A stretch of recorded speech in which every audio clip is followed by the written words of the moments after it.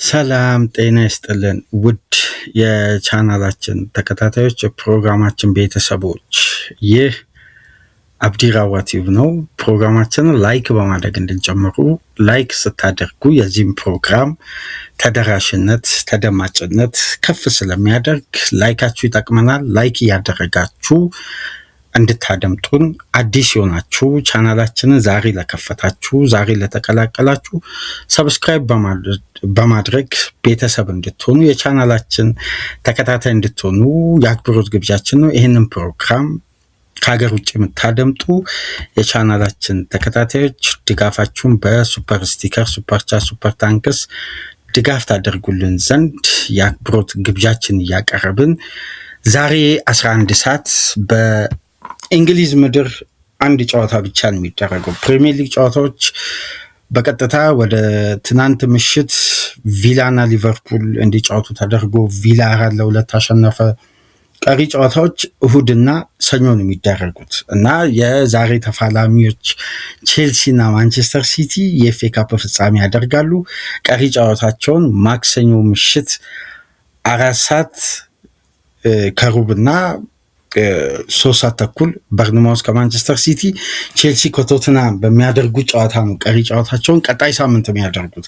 ዛሬ ግን በእንግሊዝ ምድር በብቸኝነት የሚደረገው ጨዋታ የካፕ ፍጻሜ የኤፍኤ ካፕ ዋንጫ በማንቸስተር ሲቲ እና ቼልሲ መካከል ደመቅ ባለመልኩ የዛሬ 11 ሰዓት የሁለቱ ቡድኖች ተጠባቂ ፍልሚያ ነው። በዚህ ጨዋታ ዙሪያ መነሳት ያለባቸው ነጥቦች በደንብ አንስተን የምንወያይ ይሆናል። በርካታ ነጥቦችን እናነሳለን። በሁለቱ ክለቦች ወቅታዊ መረጃ በኩልም ያጠናከርናቸው መረጃዎች አሉ። የእርስ በርስ ግንኙነቶች፣ ከዚህ የኤፍኤ ካፕ ዋንጫ ቀደም ብሎ ሊነሱ የሚገቡ በርካታ ነጥቦች አሉ። በቼልሲም በማንቸስተር ሲቲም በኩል የዛሬው የፍጻሜ ጨዋታ ለሁለቱም ክለቦች ወሳኝነት አለው። ማንቸስተር ሲቲ በሲዝኑ 2 ካፕ ዋንጫዎችን የሚያሳካ ከሆነ ማንቸስተር ሲቲ ባለፉት ጊዜያት 16 ዶሜስቲክ ካፖችን ማሸነፍ ሲችል 44 በመቶ ማሸነፍ የቻለው በፔፕ ጋርዲዮላ አሰልጣኝነት ዘመን ነው። ስለዚህ በነዚህ ሁኔታዎች ውስጥ ሆኖ ነው ሲቲ የሚያደርገው። በተቃራኒው ደግሞ ተጋጣሚው ቼልሲ ሲዝኑን ቢያንስ በተበላሸ ሁኔታ ላለማጠናቀቅ ለተጫዋቾቹ ስነልቦና፣ ለቡድኑ መነቃቃት፣ ለቀጣይ የውድድር ዓመት ዝግጅት፣ ለሚመጣው አሰልጣኝ ኢፈርት እንዲሆን እንደነዚህ አይነት ዋንጫዎች ማሸነፍ የበለጠ አይምሮን ይከፍታሉ፣ ቡድንን ያደራጃሉ፣ ፍላጎትን ያነቃቃሉ። የበለጠ በሲዝን ውስጥ እንደ ቼልሲ ብዙ ውጣ ውረዶችን ያየ ቡድን ያለ አይመስለኝም። በጣም ከቶፕ 6 ክለቦች ውስጥ በጣም ከባድ ፈተና የአስተዳዳሪዎች ደካማ ውሳኔ ክለቡን ቁልቁል የወሰደበት የዘንድሮ ሲዝንን ነው የተመለከትነው እና ከእንደነዚህ አይነት ጉዳዮች በኋላ ነው እንግዲህ ቼልሲ ዛሬ ሲዝኑን በከፋ ሁኔታ ላለማጠናቀቅ በበለጠ አሪፍ የውድድር ዓመት ለማሳለፍ የተሻለ ውድድር ዓመት ተደርጎ እንዲወሰድ ይህን ሲዝን በጥሩ ሁኔታ ለማጠናቀቅ ይህንን ጨዋታ ለማሸነፍ ቼልሲዎች የበለጠ ትኩረት ያደርጋሉ ተብሎ ይጠበቃል ማለት ነው። ስለዚህ ዛሬ የሚደረገው ጨዋታ ለሁለቱም ክለቦች ወሳኝ ነው። ትናንት በነበረው ጋዜጣዊ መግለጫ ፔፕ ጋርዲዮላ ዌምብሌ የመጨረሻክ ዴስቲኒ ሊሆን ይችላል ወይ? ይሄ ማለት በቃ በዘንድሮ ሲዝን ዌምብሌን የምትሰናበትበት ነው ወይ? ድጋሚ ወደ ዌምብሌ ምድር መጥተህ ሌሎች ፍጻሜዎችን አታደርግም ወይ በቀጣይ ዓመታት? ይሄ መጨረሻክ ነው ማለት ነው ብሎ ጥያቄ ሲያቀርቡለት በጭራሽ አለ። 1 ዓመት ኮንትራት አለኝ፣ ጎረስታችኋል፣ ኮንትራት ትፈርማለህ ወይ ተብዬ ብጠየቅ አልፈርምም ወይ ፈርማለሁ እላለሁ። ግን ድጋሚ ዌምብሌ አትመጣም ወይ ተብዬ ስጠየቅ 1 ዓመት ኮንትራት ያለውን አሰልጣኝ እንዲህ አይነት ጥያቄ መጠየቁ ተገቢ አይመስለኝም። እኔ 1 ዓመት ኮንትራት አለኝ በሚለው ሀሳብ አሁንም ፔፕ እንደጸናል ይህን አስተያየት ሰጥቷል። ማክፋርላን ስለ ሪስ ጄምስ መመለስ ቲም ውስጥ የፈጠረው ሜንታሊቲ ከፍታንም አንስተዋል። በቼልሲ ቤት ከዚህ ጨዋታ ቀደም ብሎ አንድ ትልቅ የተሰማው አስደናቂ መረጃ ምንድን ነው? ሊቨርፑል ምናልባት ዘግይቶ ቢሆኑም አፕሮችን ካሳየ ዛቪ አሎንሶ ቼልሲዎች ላይ ጀርባውን ሊሰጥ ይችላል የሚሉ ገማቾች ነበሩ። ቀጣይ የቼልሲ አሰልጣኝ እንዲሆን የበለጠ ሊዲንግ ካንዲዴት ሆኖ በቦታው ላይ በበለጠ ስፍራውን ለመያዝ እየመራ የሚገኘው አሰልጣኝ ዛቪ አሎንሶ ነው። እንደምታውቁት የቼልሲ ኃላፊዎችን በብዙ መመዘኛዎች የተስማሙበት፣ አሎንሶም የቼልሲን ጥያቄ ለማዳመጥ በሩን የከፈተበት፣ አሁን በሁለቱ ወገኖች መካከል ጥሩ ሂደት ተፈጥሮ እንደውም የበለጠ አንድ የሚያስገርመው ጉዳይ የክሊርሌ ካፒታል እና የቶዲ ቦይሊ ብሉኮን አስደናቂ ውሳኔ ጭምር ወስኗል። አሎንሶን የክለቡ ሄድ ኮች አድርጎ ለመሾም ለኤንዞ ማሬስካ ጥያቄ የነበረውን ለሊያም ሮሲኒየር ያልተሰጠውን ሹመትና ፓወር ጭምር ለመስጠት ቼልሲዎች በራቸውን ከፍተዋል። ስኳድ ሪዞሉሽን ፓወር ማለት ነው። ስኳድ ሮቴሽን ፓወር በየትኛውም ተጽዕኖ ዛቪ አሎንሶ ስራ ላይ እነዚህ 5 አይነት ስፖርቲንግ ዳይሬክተር ያለበት ክለብ በቀጥታ ጣልቃ እንደማይገቡ በሳመር የዝውውር መስኮት ላይ ከአሎንሶ ፕላን ጋር ተያይዞ ሁኔታዎች እንደሚቀጥሉ በቡድኑ መጠናከር ያለበት መምጣት የሚገባቸው ተጫዋቾችን ከተመለከቱ በኋላ በጋራ ውሳኔ ለማዘዋወር ኤገሌን አምጥተናል ኤገሌን አጫውት በሚባል ፕላን ሳይሆን ሌሎች ቡድኖች በሚከተሏቸው አሰራር ለመከተል ቼልሲዎች ፈቅደው አሎንሶን ለማምጣት ከመፈለጋቸው የተነሳ የክለቡን ቀድሞ ሁኔታ በብሉኮን የተያዘውን ሁላ ፓወር ትተውት አሎንሶ ላይ የበለጠ ለስለስ ብለው ቀለል ብለው በራቸውንም ደጃቸውንም ከፍተው እንግዲህ ለማስገባት ሁሉንም ቅድመ ሁኔታዎችን በአሎንሶ መመዘኛ ቼልሲዎች የተስማሙ ነው። ትናንት ምሽት ቤን ጃኮብስ ባወጣው ዘገባ መሰረት አብዛኛው ቅድመ ሁኔታ በጣም ክሎዝ ሆኗል። ለአግሪመንት በጣም ተቃርቧል። ምናልባት ከኤፍኤ ካፑ ፍጻሜ በኋላ የቼልሲ ደጋፊዎች የሚሰሟቸው ጉዳዮች መካከል ዛቪ አሎንሶ አዲሱ የቼልሲ ሄድ ኮች ይሆናል የሚለው መረጃ ነው። ይሄ በጣም ምርጥ ዜና ነው ለቼልሲ። ምክንያቱም ይሄን ወጣት ስብስብ ይሄን አዲስ ኢነርጂ ይሄን አዲስ ፍላጎት ከተኛበት ማነቃቃት ብቻ ሳይሆን ወደሆነ ስቴጅ የማሻገር ፕላን ነው። አሎንሶ ደግሞ በዚህ አስደናቂ ስራ ሌቨርኩዘን መሬት የወረደ ስራ ሰርቶ አሳይቷል። እንደነዚህ አይነት የፓወር ክፍተቶች ከሌሉ ደግሞ ባለፈው ስናነሳ ነበር ከቀናት በፊት የዛቪ አሎንሶን ፕሮግራም መለስ ብላችሁ ተመልከቱ። ይህን ጉዳይ ደጋግመን አንስተናል። ቼልሲዎች አሎንሶን ለመቅጠር ሲሉ አንዳንድ መመዘኛዎችን ጭምር ክፍት አድርጓል በራቸውን ስንል ነበር እና አሁን ድርድሩ ወደ ላቀ ስቴጅ መሄዱ የላቀ ስቴጅ ላይ መደረሱ ብቻ ሳይሆን ስምምነቱ በጣም እንደተቃረበና አብዛኛው መመዘኛዎች ቼልሲዎችም ደስተኛ ናቸው፣ የአሎንሶም ተወካዮች ደስተኛ ናቸው። በለንደን አዲሱ ስፔናዊው የባስኩ ተወላጅ የቀድሞ የሊቨርፑል ሌጀንድ የማድሪድ የሚዩኒክ ሌጀንድ እንግዲህ በስተመጨረሻም ከባየር ሌቨርኩዘን የአሰልጣኝነት ኬሪየር የዓለማችን ትልቁን ክለብ ማድሪድ ማሰልጠን አሁን ደግሞ የለንደኑን ፕራይድ ቼልሲን ለማሰልጠን መቃረቡን አሁን ተጨባጭ መረጃዎች እየወጡ ነው። ይሄ ለቼልሲ ከየትኛውም ጊዜ በላይ የሚያረካ በጎ መረጃ ነው።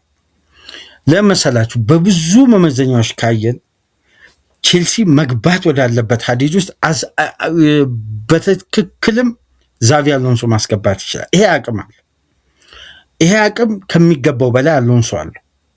አሁን ላይ ገበያ ላይ ካሉት አሰልጣኞች በተሻለ ሁኔታ አንደኛ ይሄ ስብስብ በጣም ለመቀናጀት ገና ለመዋሃድ ለመብላላት ስቴጆችን ለማለፍ አዲስ ትኩስ ጉልበት ነው። እዚህ ላይ የሚጨመሩ ቅመሞች የቲሙን ዳይናሚክ መንገድ ያሳድጋሉ እንጂ ቲሙ የመውረድ የመንሸራተት ድጋሚ ቅኝቱን ረጅም ጊዜ ማጥናት ጉዳይ ውስጥ አይደለም። አሎንሶ ፕላኖቹ ሁሉ ኳስን መሰረት ያደረጉ በመሆናቸው የቼልሲ አሁኑ ስብስብ ደግሞ የበለጠ ለአሎንሶ ኮንትሮል ሲስተም አመቺ የሆነ ስብስብ መሆኑ አሰልጣኙም ተመራጭ አድርጎታል። ቼልሲዎችም የበለጠ የፈለጉት ከአጫወቱ ሲስተምና የወጣት ተጫዋቾችን የማጎልበት አቅምን ከግምት ውስጥ በማስገባት ነው። ይሄ በቼልሲ በኩል ከዚህ ጨዋታ በፊት የተሰማው የመጨረሻ በጎና ፖዚቲቭ መረጃ ነው እና ቼልሲዎች በቀጣይ ሰዓታት በቀጣይ ሰዓታት አልኩኝ በቀጣይ ቀናት በተለይ በስራ ቀን ከሰኞ ጀምሮ ልታደምጧቸው ከምትችሏቸው መረጃዎች መካከል ዛቪ አሎንሶ አዲሱ የቼልሲ አሰልጣኝ ሆኖ ሊሾም የሚችልበትን መረጃ ነው ልታደምጡ የምችለው። አንደኛው ጉዳይ ይሄ ነው። ወደ ሲቲ በኩል ከመምጣታችን በፊት በነገራችን ላይ አድማጮች አንዳንድ ጥቂት መረጃዎችን እዚህ ጋር ልጠቁማችሁ። ጆዜ ሞሪኖ እና ሪያል ማድሪድ በሁሉም ቅድመ ሁኔታ ከስምምነት ላይ በስተመጨረሻም ደርሰው ጆዜ በ2026/27 ማድሪድን ለመረከብ ከወዲሁ ስምምነት ላይ ደርሰዋል። ይሄ ሲዝን እስከሚጠናቀቅ ብቻ ነው የጆዜም ሁኔታ እየተጠባበቁ የሚገኙትና ሁሉም ጉዳዮች ቅድመ ሁኔታዎች ተጠናቀዋል። ማርካም እነ ፋብሪዚዮም ጉዳዩን ሁሉ እያነሱ ነው የሚገኙት። አሁን ጆዜ በቀጣይ የማድሪድ ሄድ ኮች ሆነው መሾማቸው የማይቀር ነው። ሁለተኛው ነጥብ ለቼልሲ ደጋፊዎች ነው።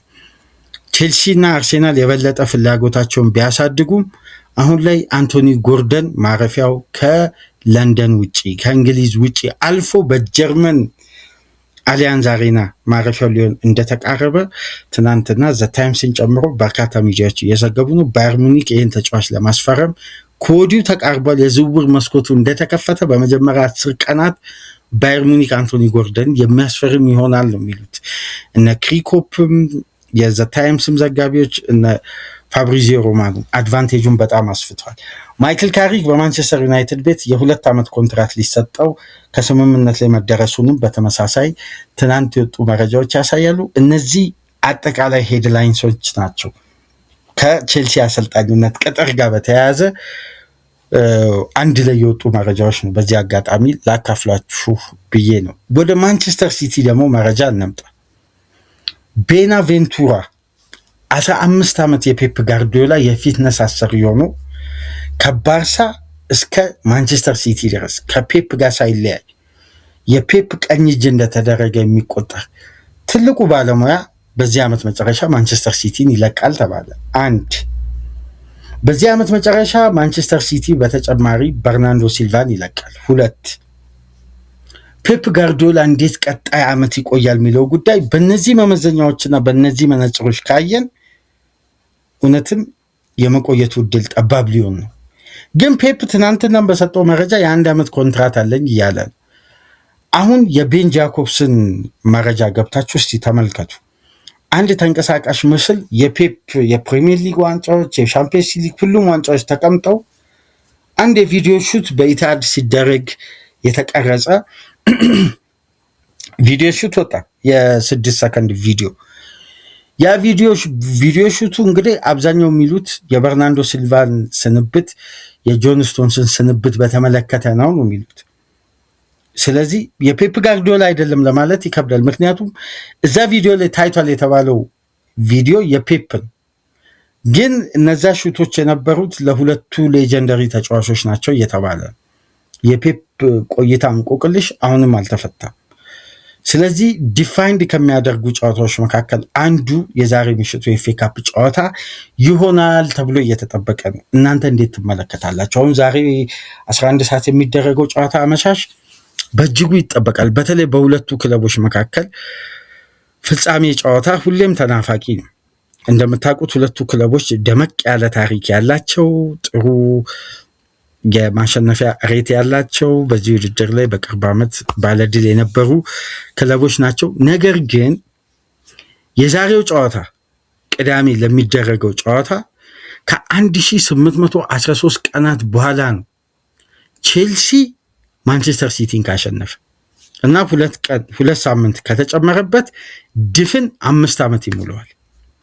በ2021 የዩኤፋ ሻምፒየንስ ሊግ ፍጻሜ ነበር ለመጨረሻ ጊዜ ቼልሲ ማንቸስተር ሲቲን ያሸነፈው።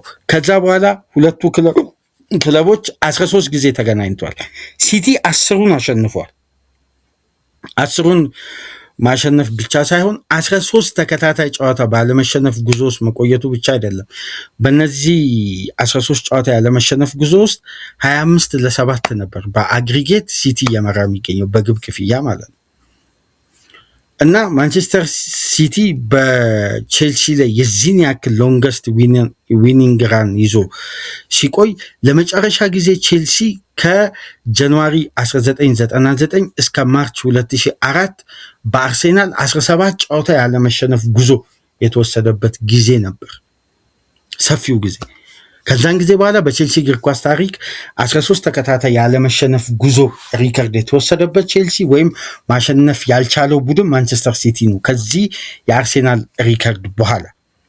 ስለዚህ የሁለቱ ክለቦች የዛሬ ግንኙነት በብዙ መመዘኛዎች ተጠባቂ ወሳኝ ጨዋታ ነው የሚሆነው እና ቼልሲ በነገራችን ላይ ጋርዲዮላን እንደ ቡድን ቼልሲ 27 ጊዜ ከ2016 አንስቶ 27 ጊዜ ቼልሲና ጋርዲዮላ ተገናኝተዋል።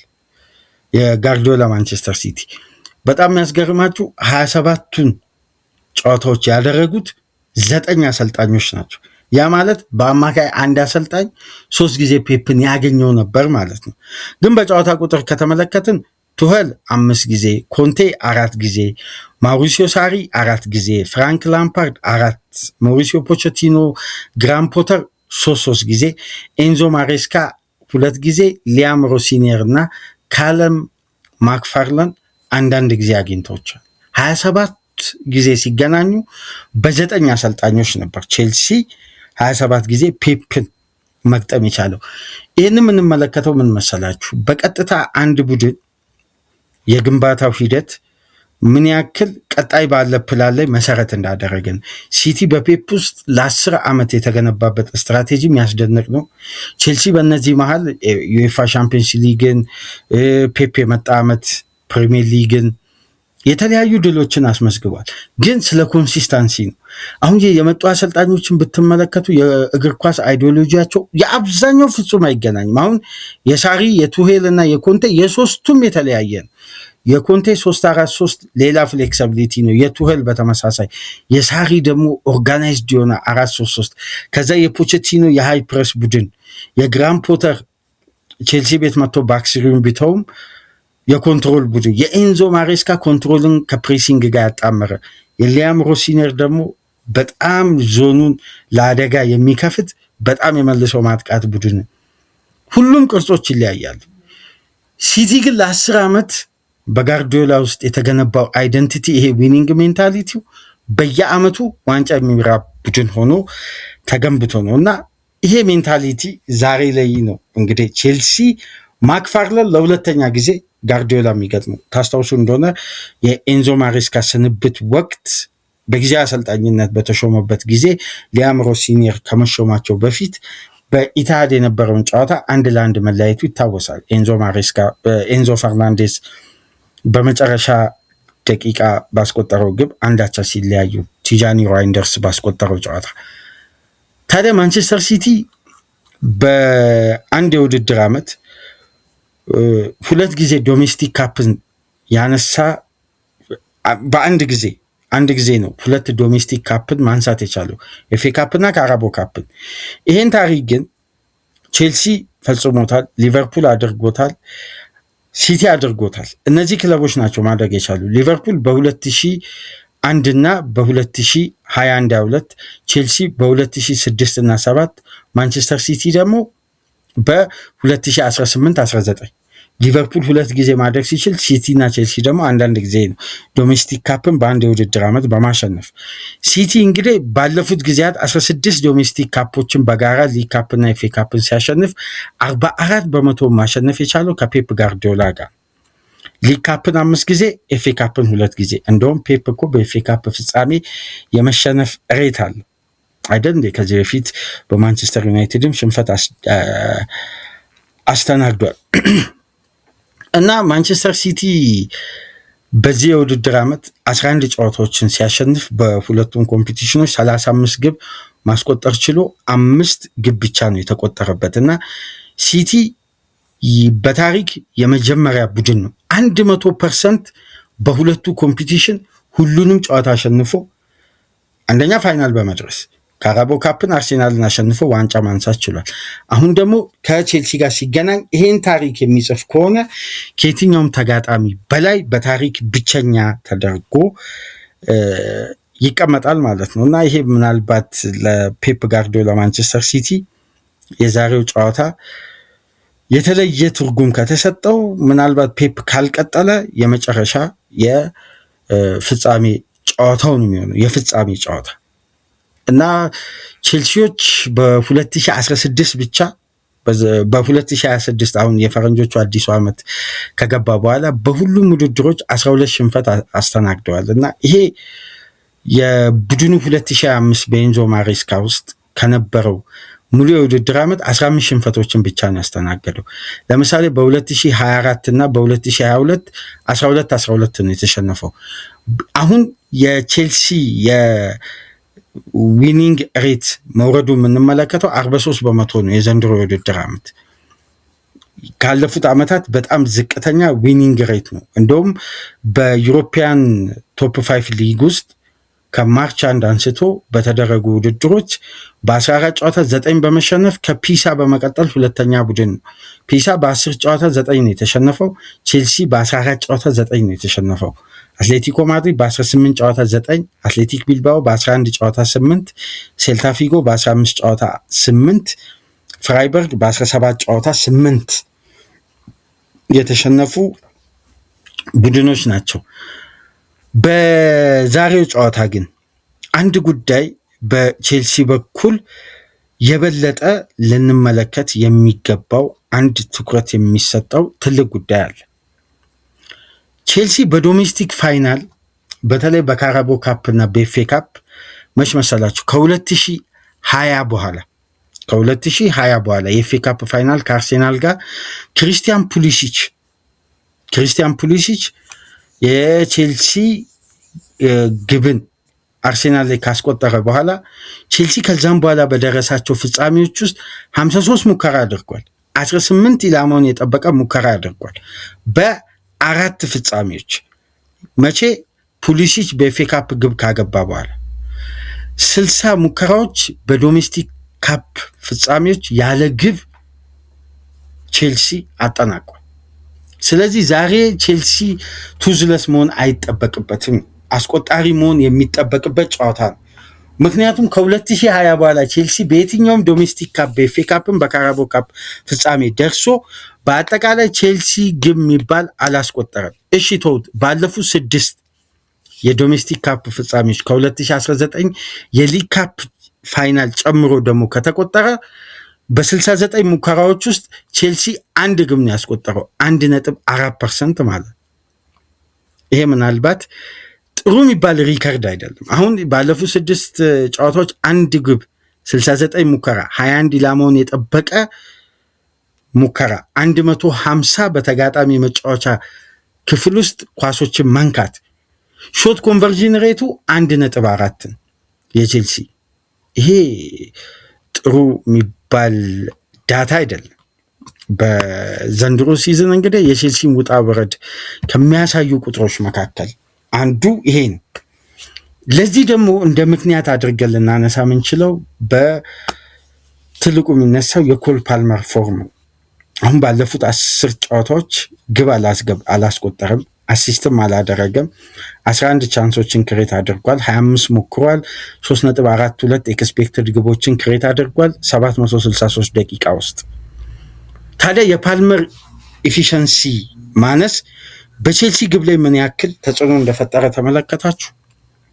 ፓልመር የግድ ወደ አስቆጣሪነቱ ወደዛ ዳይናሚክሱ መመለስ አለበት፣ የበለጠ በጣም መመለስ አለበት።